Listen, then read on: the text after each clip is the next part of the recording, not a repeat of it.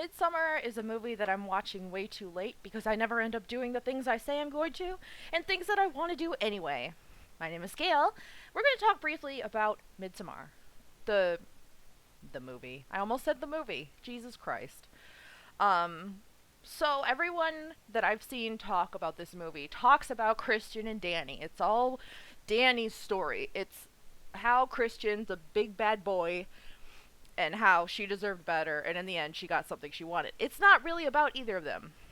Spoilers, spoilers, spoilers, spoilers ahead. I'm gonna talk about it right now. This movie is about Pele. Um, the Harga, the young Harga man, he was, in college, and he even said that, um, before, like around 18 to 36, they're supposed to go off, get people to bring to Harga because they can't just let incest be a rampant thing, even though their oracle is um, of his incestuous descent. Yes, so I believe that he always intended from the start. He joined college in general, majored in art. It doesn't matter for him. He's going back to Harga. So I'm gonna explain the characters kind of in a reverse order of who matters least to who matters most. There are these two people that they get thrown into the story. Simon and Connie. They just disappear. They show up to disappear. And then everybody looks around and goes, that's weird. And that was it, pretty much. Mark was just a general asshole. He said that he wanted to go to Sweden to pick up chicks, all this stuff. Like that, he was being really disrespectful to everybody in Harga.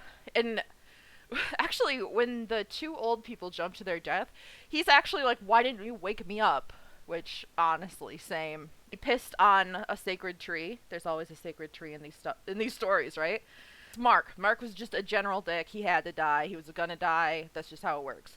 Josh was actually more interesting. He tried to be nice. Overall, he was working on a thesis on the Harga people, and he started asking for too much information, obviously, and he was snooping around in their, like, scripture book that nobody is supposed to be touching or seeing at all. And he was taking pictures of it. Not just that. He didn't look at it. Obviously, he couldn't decipher it because it was in. I don't. I don't even think it's Swedish. Like the runes for before Sweden. I don't know. I'm very sorry. Um. Yeah. So that's him. Christian is a jackass friend that he didn't know what he was writing his thesis on, and he like jumped on the bandwagon of Josh saying that he's going to write his thesis on the Harga people too, because I don't know, he's just a total jerk, and you have to see how he tries to manipulate people, and Josh doesn't buy it. I'm really excited about that. Like, Danny fell for some of the bullshit, and as soon as he said he's going to write his thesis on Harga, it was just kind of like bullshit. Nothing important happened with Christian. That's really weird to say because he's obviously one of the central focus. Like, the way that the movie is shot, he is one of two central focus people. It's Danny and it's Christian. But it's not. I brought Christian, Mark, and Josh. I'm sure he invited them to be sacrifices for the ending scene of the movie, right? I believe that he took Christian for that same reason, but he also grabbed Danny because he likes her. Pele asked many times if Christian was like really interested in Danny. Like, he remembered Danny's birthday, but Christian didn't. Stuff like that. At the ending, they say, "Hey, you've got, like, what is it, unclouded judgment?" Because he brought the main May Queen there. That's new, DNA, whatever. But they basically just say that, like, he did good at the end of that. He did his quest right. All the people that needed to die are dead. This new person that he brought to be his girlfriend, I'm assuming, future wife, whatever. I don't know, she's killed her boyfriend.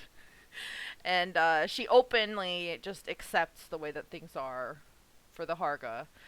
I will say what's extra terrible is that obviously they set up Christian to be the one in the bear. They don't want being seen. Danny has the choice to sacrifice one of the Harga or Christian, someone we've never talked to before. This would be a really easy decision if you were anybody else, right? If you weren't Harga, you went to this place, who would you want to die? Your boyfriend, significant other, or whatever, or some random? She says Christian, and I think they make her say Christian because they get him to cheat on her in that really awkward sex scene.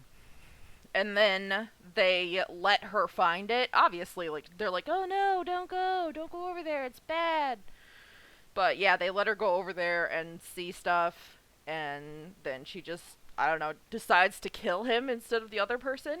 It wasn't an option, by the way. They didn't say, "Hey, who are you going to kill?" in advance. They said, "Hey, you're going to kill, you got to pick somebody," and then immediately they get to burn and stuff. I think it's magical how Pele is not, I don't know, he's not even around. Nobody is mentioning him in the videos that I've seen. I've seen a lot of them because I wanted to watch Midsommar, but I fucking didn't. Christian is manipulative in a way that everybody can see. If you learn about manipulation at all, you can learn to see what Christian did as manipulative. But for Pele, it's actually really frightening because you don't know what his plans are, and he doesn't tell you. He doesn't tell you. He just insists on a plan. Like, he kisses her when she becomes May Queen.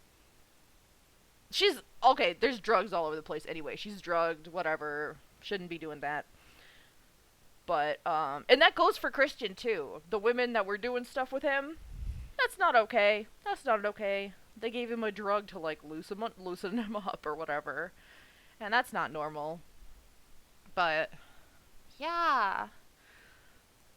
I think Pele is a masterful character. And I want more people to talk about him. Goodbye.